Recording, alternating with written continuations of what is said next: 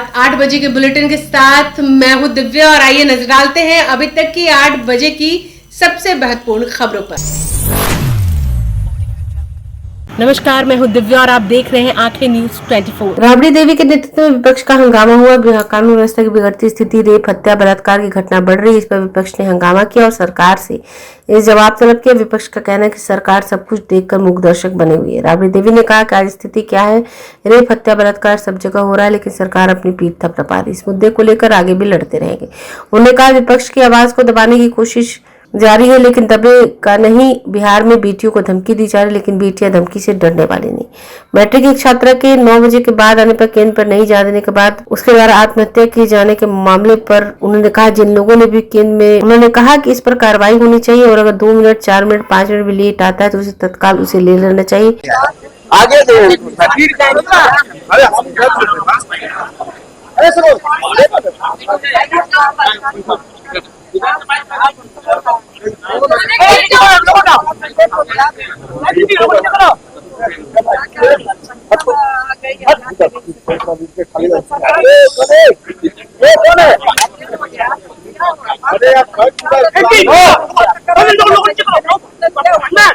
Madam धमकी दिया जा रहा है, मैडम धमकी दिया जा रहा है, परिवार को धमकी दिया जा रहा है जान से मारने का। मैडम परिवार को धमकी दिया जा रहा है जान से मारने का। नीट के छात्रा के परिवार को बचाने की जगह धमकी उन्हें दिया जा रहा है। भाई कौन डाल दिया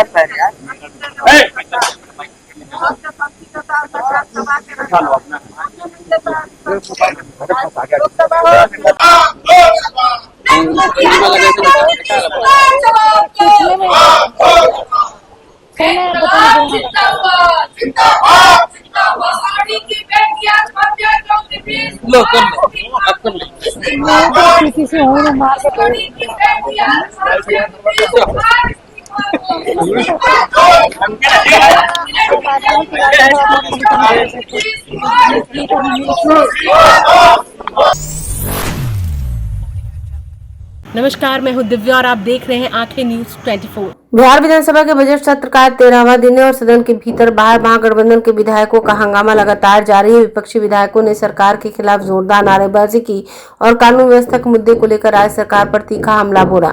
महागठबंधन के विधायकों ने हाथों में तख्तियां लेकर प्रदर्शन किया, जिन पर बिहार में घट रही आपराधिक घटनाओं का जिक्र था। सवाल है कोई भी लोकुना लगेगा तो कोई भी विधायक कोर्ट का शरण लेना, कोर्ट में शरण लेना ये उनका अधिकार बनता है और कोर्ट को निर्णय करना उनका अधिकार बनता है। सर जिस तरह से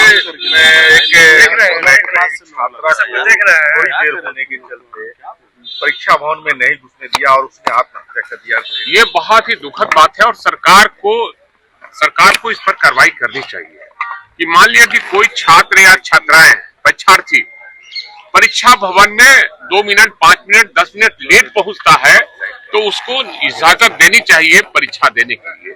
आप अगर होम सेंटर में रखते हैं तो कोई बात नहीं है, आप दूसरे जगह में भेजते हैं 40 किलोमीटर, 20 किलोमीटर, तो कहीं ना कहीं आप जाम से निजात नहीं मिल पा रहा है।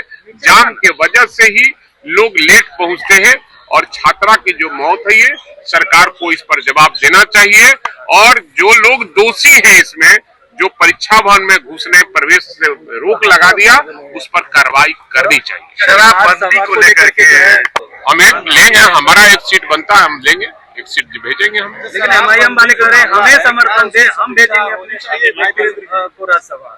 अब सवाल है कि जिसको भी भेजना पड़े ये तो शीर्ष नेतृत्व तय करेगा कि क्या करना है, किसको भेजना है, ये तो उन पर निर्भर करता है। एमआईएम को साथ लेंगे? अरे एमआईएम को हमेशा साथ हम रखना चाहते हैं। ये तो जदयू जाने और भाजपा जाने, हम ही सब लोग में नहीं है। हम लोग ने मुहर लगाया शराबबंदी का और आज भी कानून पर हम लोग अमल करते हैं, लेकिन एनडीए के लोग शराब के खेप पर खेप ला रहे हैं और बिहार में बाहर है, आज शराब पीने वाले का भी बाहर है। ये एनडीए, अब एनडीए का मामला है, उनका अपना मामला, उस पर बोलना उचित नहीं। बिहार में कानून नाम का कोई चीज नहीं। बिहार की जनता, बिहार की आवाम पूरी तरह से भगवान भरोसे है और सरकार गूंगी हो गई है, सरकार बहरी हो चुकी है। माननीय मुख्यमंत्री जी बोलने के लिए कुछ तैयार नहीं है। मुख्यमंत्री जी पूरी तरह से चुप्पी साधे हैं और लगातार बिहार में अपराध का ग्राफ बढ़ा है। सहरसा में ही देखिए लगातार, पटना में ही लगातार, बिहार के हर इलाके में जो छोटी छोटी बच्ची हो या लगातार गोलियों के बौछार चलाए जा रहे हैं, अपराधियों का बोलबाला हो गया, उसी के खिलाफ आज तमाम महागठबंधन के लोग एकजुट होकर सरकार को बोलने के बाध्य करेंगे। ये सब आईवास है। ये लगातार बिहार में राम भरोसे कोई लोग सुरक्षित नहीं है। पटना में भी कोई सुरक्षित नहीं है। बिहार के हालात खराब है।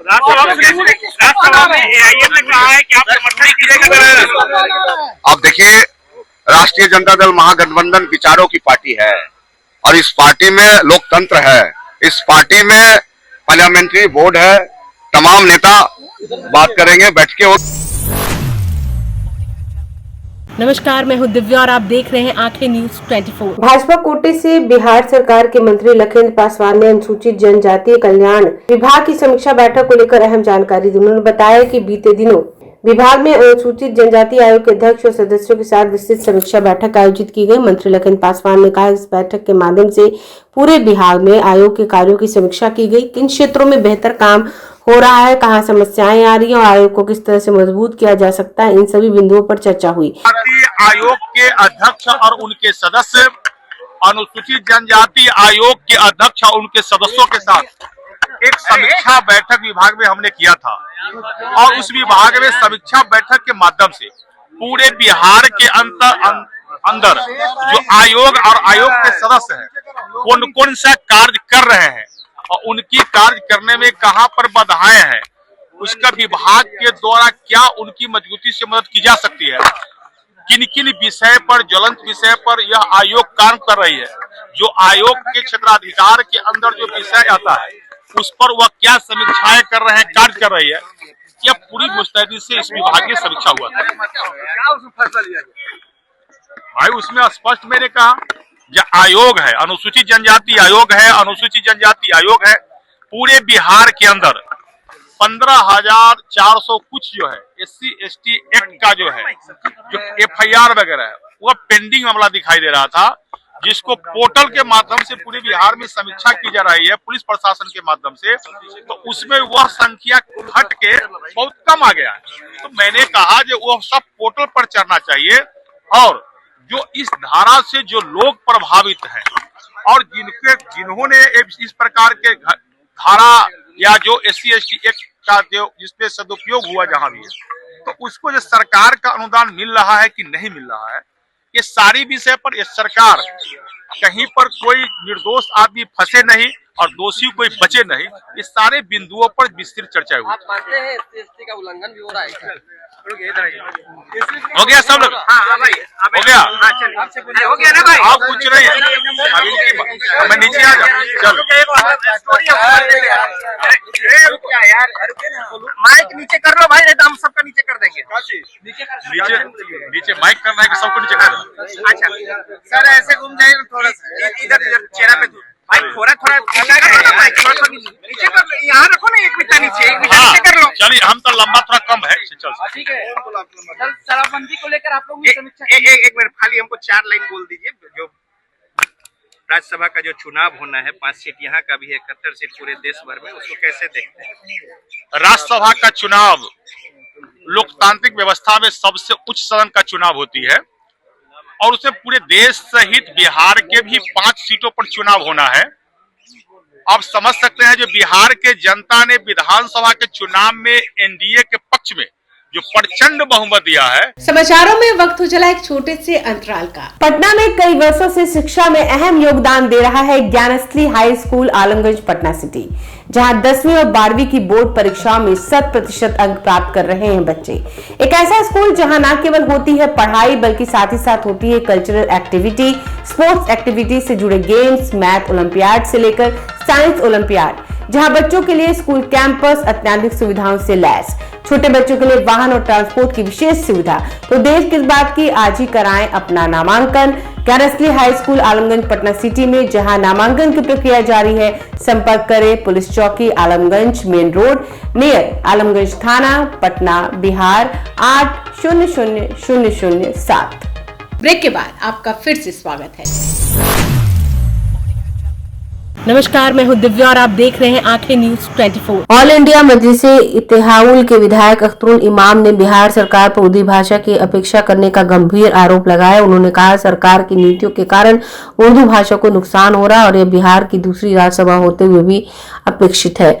अख्तरुल इमाम ने कहा कि उर्दू शिक्षकों की बहाली नहीं हो रही, जिससे मदरसों और शिक्षण संस्थाओं में उर्दू शिक्षकों की भारी कमी हो गई है। उनका कहना है उर्दू बिहार की संस्कृति और इतिहास का अहम हिस्सा है, लेकिन सरकार इसे बढ़ावा देने में उदासीन रवैया अपना रही है। उन्होंने मांग की कि सरकार अविलंब उर्दू शिक्षकों की बहाली करे और भाषा के संरक्षण के लिए ठोस कदम उठाए। इस मुद्दे पर सरकार की ओर से अब तक कोई आधिकारिक प्रतिक्रिया नहीं आई है। हालांकि अख्तरुल इमाम ने स्पष्ट किया कि वे इस मुद्दे को लगातार उठाते रहेंगे। शराब बंदी के ताल्लुक से स्वतंत्र भारत में उस वक्त मामला आया बापू के पास।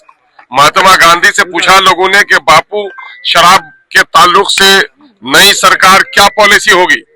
बापू का ऐतिहासिक शब्द आपके सामने होना चाहिए। बापू ने कहा कि शराब बंद रहेगी। लोगों ने कहा बापू अगर शराब बंद हो जाएगी तो शराब के रेवेन्यू से बहुत सारे स्कूल और हॉस्पिटल चलते हैं वो प्रभावित हो जाएंगे। बापू के कितने पवित्र शब्द थे। उसने कहा मेरा बच्चा अनपढ़ रह जाए, मेरे लोग बीमार रह जाए, मैं इसे बर्दाश्त कर सकता हूँ, लेकिन मैं अपने बच्चों को शराब, अपने नौजवानों को शराब पीने की इजाजत नहीं दे सकता। इस पर हमको कायम रहना चाहिए। नीतीश कुमार का हम लोग आलोचक रहे हैं, लेकिन मुख्यमंत्री जी ने जितने काम किए हैं उसमें से एक काम शराबबंदी की हम सराहना करते हैं। लेकिन मुख्यमंत्री जी की नीयत तो सही है, लेकिन नीचे का जो व्यवस्था है वो व्यवस्था इतनी चौपट है। क्या शराबबंदी के बावजूद भी बिहार में घर घर में शराब की होम डिलीवरी हो रही है। शराब के धंधे में लोग मालामाल हो रहे हैं। पुलिस का संरक्षण पर्याप्त है और कहीं न कहीं राज्य सरकार ने भी उसको ढील दे रखा है। यही वजह है कि शराबबंदी होने के बावजूद भी बिहार में शराबबंदी नहीं है। आगे सरकार समीक्षा क्यों नहीं करना चाहती है? मैं कह रहा हूँ कि ये बात तो कल तक हम लोग बोलते थे, लेकिन अब तो सत्ता पक्ष के लोग बोलने लगे हैं, इसलिए सरकार को इस मामले में समीक्षा करनी चाहिए। ग्लोबल टेंडरिंग को लेकर सर आप लोगों ने सवाल खड़े किए। यकीनन है ये सरमायादाराना कैपिटलिज्म का एक रूप है कि साहब छोटे छोटे काम है 1 करोड़ 2 करोड़ 4 करोड़ के, तो ये छोटे बेरोजगार जो इंजीनियर हैं जिनको एम्प्लॉयमेंट नहीं दे सके, उन लोगों ने अपना वो बनाया है, लाइसेंस बनाया है, आप उनको काम नहीं दे रहे हैं। आप बड़े बड़े धन्ना सेठों को, अदर स्टेट के लोगों को काम दे रहे हैं, क्लब कर देते हैं सारे टेंडर्स को एक जगह। 20 करोड़ 25 करोड़ 30 करोड़ आपके लोगों की क्षमता है नहीं, नतीजा लोग बेरोजगार हो रहे हैं। उसका दूसरा इम्पैक्ट ये होता है कि 20 जगह जिसका काम होगा, जाहिर है कि उनके पास जो कुछ मशीनरीज है वो 20 नहीं है। नतीजा ये होगा काम में भी डिले हो रहा है। ये कहीं न कहीं से ये मामला कमीशन खोरी का है और ये सरकारी जो चाकर लोग हैं वो लोग ये काम करा रहे हैं। ये काम बहुत ही गलत है और मैं कह रहा हूँ इसमें जो दलित समाज के लोग हैं, जो लोग पिछले समाज के लोग हैं, जो लोगों के पैसे कम है, क्या वो गरीब कभी ले सकेंगे? वो बेरोजगार जो इंजीनियर जो कहा कि नौकरी हमको नहीं मिली, चलो हम अपने निर्माण के काम में लग जाएंगे, वो कभी कर सकेंगे? ये नहीं कर सकेंगे। ये पॉलिसी लोकतांत्रिक और मैं समझता हूँ कि लोकतंत्र के हित में नहीं है। ये समाज के गरीबों और कमजोरों को दबाने वाली पॉलिसी है।